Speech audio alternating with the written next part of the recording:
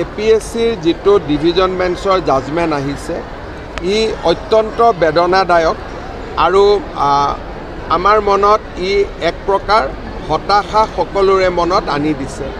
যিটো সময়ত ৰাজ্য চৰকাৰে মেধাৰ ওপৰত নিযুক্তি দিব আৰু সম্পূৰ্ণ অসমত এটা মেধাৰ পৰিৱেশ সৃষ্টি হৈছে, এই মুহূৰ্তত APSCৰ যোৱাকালি যিটো জাজমেণ্ট আহিছে মই গোটেই পঢ়া নাই, কিন্তু বাতৰি কাকতত যি ধৰণে প্ৰকাশ পাইছে সেই জাজমেণ্টটোৱে যদি সঁচা হয় ই দুৰ্ভাগ্যজনক আৰু ই আমাৰ মনত বেদনা দিয়ে, কষ্ট দিয়ে।